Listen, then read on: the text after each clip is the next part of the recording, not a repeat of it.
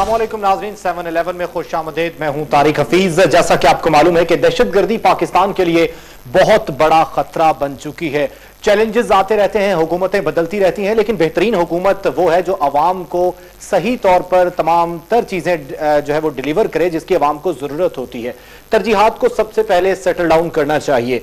उम्मीद ये जाहिर की जा रही थी कि जिस तरीके से पाकिस्तान तहरीक इंसाफ, जिस तरीके से मुस्लिम लीग नून और दीगर पार्टीज अपने मंशूर को बयान करती चली आ रही थी और इलेक्शन कैंपेन में ये बता रही थी कि वो आकर अवाम को डिलीवर करेंगे तो उनका होमवर्क जो है वो मुकम्मल होगा, लेकिन बदकिस्मती से मुस्लिम लीग नून के 2 महीने से जायद का अरसा गुजरने के बाद भी कोई स्ट्रेटजी, कोई पॉलिसी नजर नहीं आ रही। इवन देन कि अभी तक सिक्योरिटी पॉलिसी जो है वो मुरत्तब नहीं की जा सकी और कहा यह जाता रहा कि हमारे पास तमाम तर इकोनॉमिक रिफॉर्म्स मौजूद है, दहशतगर्दी से निपटने के लिए हमारे पास इस्लाहात मौजूद है, लेकिन वो कहां है और कब उसको नाफिजुल अमल किया जाएगा, अवाम अभी तक इसी इंतजार में है। अगर पाकिस्तान तहरीक इंसाफ की बात करें तो वो भी KPK में मुकम्मल तौर पर नाकाम नजर आती है और आज फिर इमरान खान का यह कहना है कि 1 महीने में नए पाकिस्तान की बुनियाद रख दी जाएगी और अगर उनके एजेंडे पर मुत्तफिक या उनके एजेंडे को आगे ना बढ़ाया गया तो वो उस हुकूमत में मदाखलत करेंगे।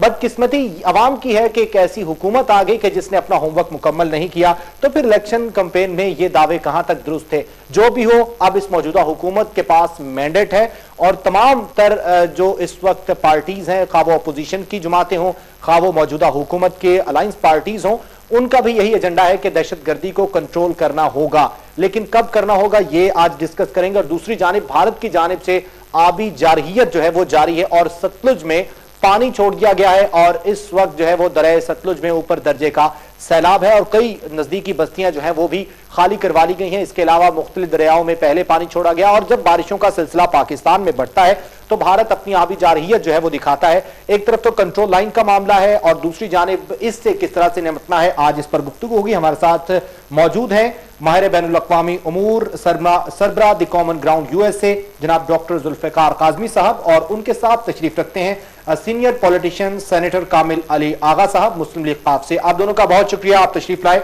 जुल्फ़िकार काज़मी साहब, मैं आपसे गुफ्तगू का आगाज करना चाहूंगा। कोई स्ट्रेटेजी आपको नजर आती है ये दहशतगर्दी से निपटने के लिए? हुकूमत की संजीदगी आपको लगती है इस वक्त भी? बुनियादी तौर पर मैं समझता हूँ कि ये वक्त वो है कि जिसमें बहुत मुश्किल इनको इक़दाम करने होंगे, अपनी तरजीहात जो हैं वो लोगों के सामने भी रखनी होंगी, वाज़े करनी होंगी और उस जानिब को सफर करना शुरू करना चाहिए इनको। इसलिए कि गुज़श्ता कई सालों से ये मसला कोई नया मसला नहीं है कि आज कोई एक वाक़या रूनुमा हुआ और उसके बाद जो है वो कल की तारीख में ऐसा नहीं होगा।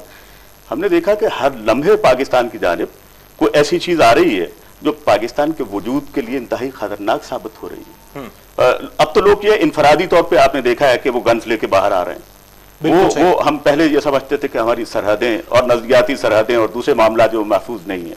हम दहशतगर्दी का एक अरसे से शिकार हैं और बुनियादी तौर पे ये तसव्वुर के हम ये कहते हुए गुरेज करते हैं कि ये जंग हमारी नहीं है। ये जंग हमारी जंग है, इसको ओन करना होगा। उसको उस पर्सपेक्टिव में मत देखिए कि जो बाहर की दुनिया कहती है, लेकिन हमारे लोगों को इस तसव्वुर के साथ रखिए कि ये मसला अब उनका अपना मसला है और वो लोग जो जिम्मेदार हैं जिन्हें इस मामले में डिलीवर करना है उन्हें संजीदगी के साथ ये फैसला करना होगा कि हर सतह पे लोगों के तहफ़्फ़ुज़ को, उनके जान-ओ-माल को, उनके तमाम मामला को महफूज करें। हमारा पाकिस्तान अंदरूनी तौर पे और बैरूनी सतह पे भी आप देखिए, अब पाकिस्तान, आपने जिक्र किया अपने प्रीएम्बल में कि हिंदुस्तान के साथ ये मामला जो शुरू हो गया, शुरू में जब हुकूमत ने टेक ओवर किया था तो बहुत अच्छी खबरें सुनने को मिली थी। हमें खबर तो बज़ाहिर अच्छी मिलती है लेकिन उसके नतीजे में जो अमाल जो है, इक़दामात जो हैं वो मैंने अच्छे नहीं देखे। कामिल अली साहब, आपसे मैं पूछना चाहूंगा कि अभी 2 रोज का जो सिकंदर का वाक़या इस्लामाबाद में पेश आया, उस वाक़े के बाद जो पब्लिक को मैसेज गया वो यही गया कि रेड जोन जब महफूज नहीं है और एक जो दहशतगर्द नहीं है, एक शख्स वहां पर नाजायज असला लेकर पहुंच जाता है तो फिर आम आदमी कैसे महफूज रह सकता है? और फिर इस तनाजुर में जो वजीर दाखिला के बयान आए, जो प्रेस कॉन्फ्रेंस आई और फिर स्टन गन वहां पर मौजूद नहीं और इसको वाज़े तौर पर बताया गया, उसके किरदार के हवाले से आप जरा बताइएगा कि इतना लेट जो 6 घंटे तक गया, क्या मैसेज गया दुनिया में? मैं ये समझता हूँ इस वाकया के कई पहलू हैं जी और सारे के सारे पहलू जो है वो अफसोसनाक है जी। एक ये कि एक शख्स 2 बंदूकें लेके, बल्कि तीसरी बंदूक भी सुना है कि उसकी गाड़ी में थी, वो पिस्टल थी या क्या था, और इतना सारा असला और ये बारूद साथ लेके वो पहुंच गया वहां पे। फिर उसके बाद अफसोसनाक पहलू ये है कि उसका कई दिन इस्लामाबाद में मौजूद रहना, उसके बाद मौजूद रहने के बाद उसकी ये हरकत करना और 5.5 घंटे तक उस कैपिटल के अंदर, जहां पे हर वक्त सिक्योरिटी का ये आलम होता है कि मेरे जैसा 6 दफा अपनी रहायशगाह पे जाने के लिए कई जगह पे नाके बर्दाश्त करता है, तलाशी गाड़ी की देता है, उसके बाद पहुंचता है जी। और उसको किसी ने पूछा ही नहीं। और उसके बाद उसने पुलिस के ऊपर फायरिंग की, पहले की, फिर पुलिस के साथ वो टकरे खेलता रहा, उसके बाद वो वहां पे खड़ा हो गया और खड़ा होने के बाद कई मौके ऐसे आए कि उसको किसी तरीके से कैप्चर किया जा सकता था। और फिर उसके बाद अफसोसनाक पहलू ये है कि बहुत सारे लोग टीवी मुख्तलिफ चैनल्स के ऊपर दिखाए गए, एक चैनल के ऊपर एक खातून जो है बड़े गुस्से में थी कि मुझे जाने दें आगे, मैं इसके साथ निपटती हूं। ये आलम था फ्रस्ट्रेशन का, लोगों की सोच का ये आलम था कि अपने घरों में बैठे हुए लोग, उन्हें गुस्सा आ रहा था, जो गुस्से में आ रहे थे, उस वक्त फ्रस्ट्रेट हो रहे थे और वो बाहर निकले और लोग वहां पे पहुंचे। और वो अफसोसनाक पहलू ये है कि कॉर्डर ऑफ नहीं किया गया। बिल्कुल वहां पे आज मीडिया को मुर्दे इल्जाम ठहराया जा रहा है और मुख्तलिफ बातें की जा रही हैं। भाई आप लोगों ने क्या इंतजाम किया, क्या स्ट्रेटेजी थी आपके पास कि एक शख्स आपको इतनी पूरे मुल्क के अंदर वो हरासमेंट फैला रहा है, आप उसके लिए कारी कुछ नहीं रहे। और कामिल साहब और आज आती हैं कि मैंने पूरी इस्लामाबाद की पुलिस को अपने जूते की नोक पे रखा, ये वाज़े तौर पर चैनल 5 से गुफ्तगू करते हुए उसने कही और दीगर चैनल से। तो वो हुकूमत को गालियां निकाल रहा था, मौजूदा हुकूमत के जो पार्टी है उसके सरबराहान को गालियां निकाल रहा था, चैनल्स के ऊपर चल रही थी और वो फायरिंग कर रहा था इस तरीके से। और उसने बच्चों को जो क्या नाम है, मैं समझता हूं कि वो शील्ड के तौर पे बीवी को भी उसने शील्ड के तौर पे इस्तेमाल किया हुआ था।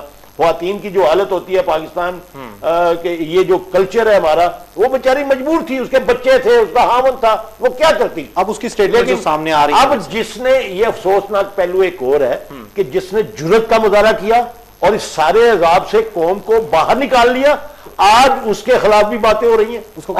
और हुकूमती जराए के जरिए मैं समझता हूं ये कोशिश की जा रही है कि सारा मलबा उसके ऊपर जरूर डाल दिया जाए। बिल्कुल, ये कितनी जुल्म वाली बात जी। और मैं समझता हूं, देखें जी, हमने 65 से लेके हमने हमेशा ये देखा है कि हुकूमत लोगों को मोटिवेट करती है कि इस किस्म के अगर वाकयात हों तो आप लोग ये करेंगे, तहफ़्फ़ुज़ करेंगे, जुर्रत करेंगे, हौसला करेंगे। लोग, हुकूमतें तो ये दावत देती रही हैं कि फौज और पुलिस के साथ आप सिक्योरिटी एजेंसीज के साथ मिलकर लड़ेंगे। अगर उस शख्स ने जुर्रत का मुजाहरा कर लिया तो आज इनको हौसला करना चाहिए, बिल्कुल, और उसको अप्रिशिएट करना चाहिए। डॉक्टर साहब, आपसे मैं पूछना चाहूंगा, बड़े एक नुक्ते की जानिब तवज्जो मबजूल करवाइए आगा साहब ने, कि जिस शख्स ने वहां पर जाकर उसको कैप्चर करने की कोशिश तो की, जान पे खेला वो, और असलहा भी उस दूसरे शख्स के पास है, जान जोखों में डाल के गया, हथेली पे रख के गया। अब ये कहा जा रहा है कि हमने पूरी प्लानिंग तैयार कर ली थी, ये सारा ज़ुमरुद खान साहब ने काम खराब कर दिया। अगर प्लानिंग तैयार थी, काम खराब किया, जो काम बाद में किया वो पहले क्यों नहीं किया जा सका? हमारे पास स्नाइपर मौजूद हैं, इतने आला सतह के शूटर्स मौजूद हैं, कहां थे? स्ट्रेटेजी क्यों नहीं अपनाई गई? मेरे ख्याल में लगता यूं है कि ये तो टेररिज्म के हवाले से कोई मोटिवेशनल इवेंट चल रहा था कि टेररिज्म के जराए जो हैं उनको यहाँ पे फरोग देने के लिए लोग क्या कुछ कर सकते हैं, और वो स्ट्रांग हुए भी होंगे। और जहां तक आगा साहब की बात का ताल्लुक है, बिल्कुल मैं मुत्तफिक हूं उनसे।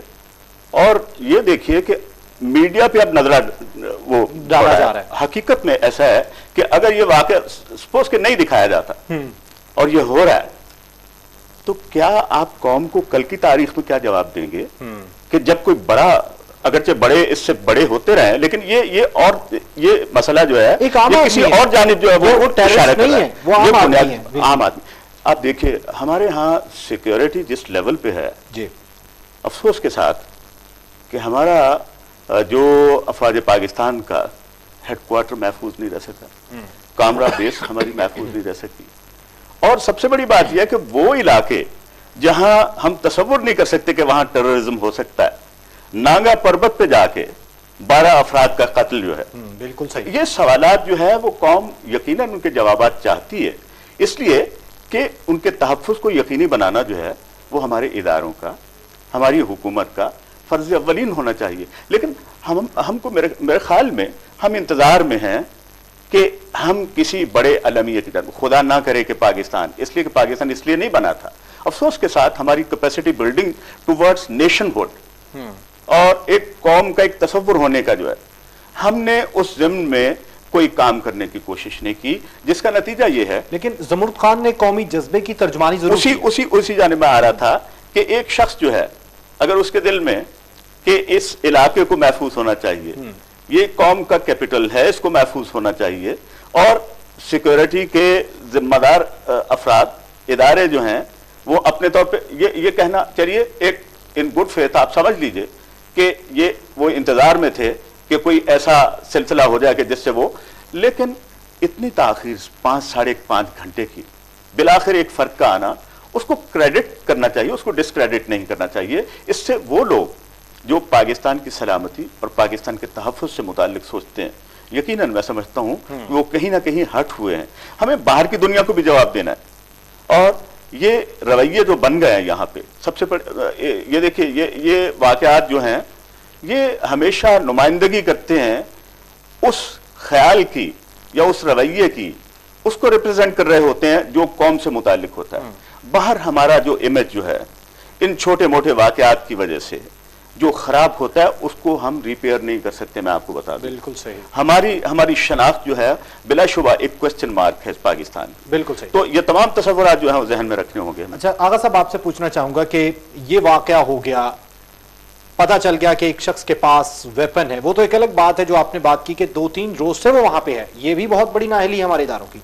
लेकिन एक वजीर दाखिला का आकर ये बयान देना कि मैंने, I am the responsible for this matter, for this delaying tactics, कि मैंने वो डिलेइंग टैक्टिक्स यूज किया है और मेरी वजह से ऑपरेशन लेट हुआ है। कभी आपने ले मैन एक्सक्यूजेस सुने होंगे? जी जी बिल्कुल। उसका प्रैक्टिकल जो मुजाहरा है वो ये है। ये साहब पूरा दिन तो नजर नहीं आए, ना किसी मीडिया को अवेलेबल थे, ना देखें मीडिया को वो वहां पे मौजूद वो सिकंदर वो अवेलेबल हो गया, उसकी बीवी अवेलेबल हो गई, वो बातचीत करती रही। ये साहब जिनका नाम चौधरी निसार है, जो अपने आप को वजीर दाखिला कहते हैं, जिन्होंने बाद में अपनी जिम्मेदारी को कबूल किया, नलायकी को कबूल किया, मैं ये कहूंगा, तो वो नलायकी अगर उन्होंने कर दी है तो रिजाइन कर दें, मतलब निसार साहब ताकि उनकी शर्मिंदगी कौम के सामने आ जाए।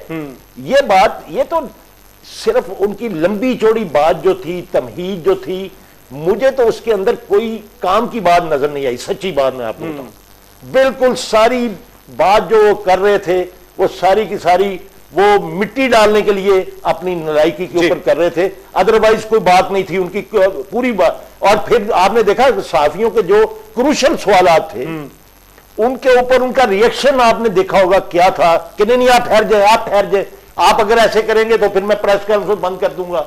ये प्रेस कॉन्फ्रेंस, मैं प्रेस कॉन्फ्रेंस कर रहा हूं, ये मीडिया को समझा रहे हैं, सीनियर सहाफियों को बता रहे हैं कि प्रेस कॉन्फ्रेंस कैसी होनी चाहिए। जी बिल्कुल। आगा साहब आपकी तरफ दोबारा आऊंगा मैं। हमें ज्वाइन किया है दिफाई दर्जाकार ब्रिगेडियर रिटायर्ड महमूद शाह साहब ने। महमूद शाह साहब, आपको 7/11 में खुश आमदेद कहेंगे। बड़ा एक अफसोसनाक वाकया हुआ इस्लामाबाद में, जो सिकंदर की सूरत में हुआ। आपसे उस दिन भी बात हुई तो आपने कहा ये मुझे बहुत दुख हो रहा है कि इतनी देर लगाई जा रही है। अब पूरा मलबा मीडिया पे डाला गया कि मीडिया को नहीं दिखाना चाहिए। आपने यकीनन प्रेस कॉन्फ्रेंस भी सुनी होगी चौधरी निसार साहब की। उन्होंने कहा कि मेरी वजह से ये डिले हुआ क्योंकि उन्होंने वहां पर सिकंदर ने अपनी बीवी और बच्चों को शील्ड के तौर पे यूज किया। इस सारे सिनेरियो में किसकी नाअहली ज्यादा सामने आई है और दुनिया को क्या मैसेज हमने दिया है, ये महमूद शाह साहब इस पे जरा रोशनी डालिएगा। मैं समझता हूं कि ये वज़ीर दाखिला साहब को अगर थोड़ी सी भी शर्म हो तो उसको उसी प्रेस कॉन्फ्रेंस के दौरान ये एडमिट करने के बजाय कि मैंने हुक्म दिया था उनको इस्तीफा दे देना चाहिए था।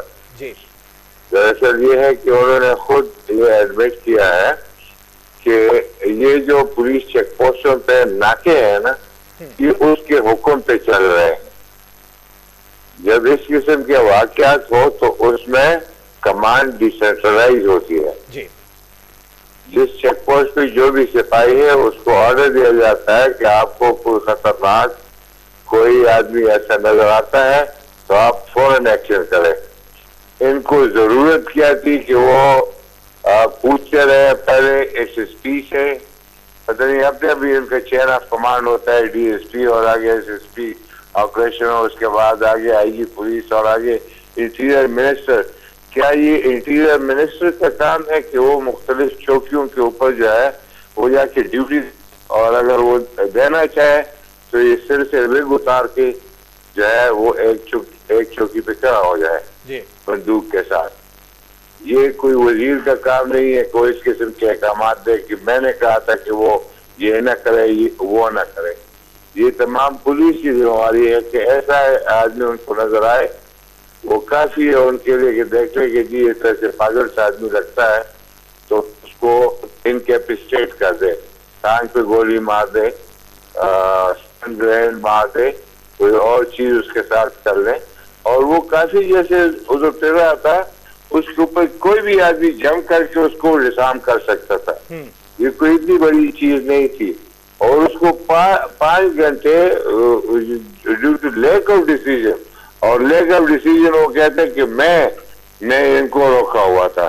तो मेरे ख्याल में इससे बड़ी एडमिशन तो और कोई नहीं हो सकती कि ये आपकी हुकूमत है, आप चेक पोस्टों को कंट्रोल करते फिरेंगे, आप उनको अहकाम जारी करेंगे। तो मैं समझता हूँ कि ये बहुत बड़ी नाकामी है गवर्नमेंट की। और उससे लगता ये है कि आदमी कहता है कि ये तो पहले तो कहते ही पुलिस की नाहरी है कि पुलिस जो है वो पहले 5-10 मिनट 15 मिनट के अंदर जो है वो उसको फारिग कर लेते। बिल्कुल सही। ये आपकी जो एक वीडियो है मेरे पास से अमेरिका में, एक आदमी ने बीवी से झगड़ा करके रोड पे आ गया, पिस्तौल हाथ में लेके कुर्सी रोड पे रख दी और उधर बैठ गया, और पुलिस के स्नाइपर ने ऐसी गोली मारी कि उसके हाथ से जो पिस्तौल था वो दूर उधर गिरा और आदमी जो है वो हैरान हो गया कि हाथ को भी नुकसान नहीं हुआ और पिस्तौल निकल गया उसके हाथ से। तो ये होती है एफिशिएंसी, और इसी एफिशिएंसी का जिम्मेवार भी वजीर दाखिला है जी। ये कहते हैं मैं सिक्योरिटी पॉलिसी बनाऊंगा।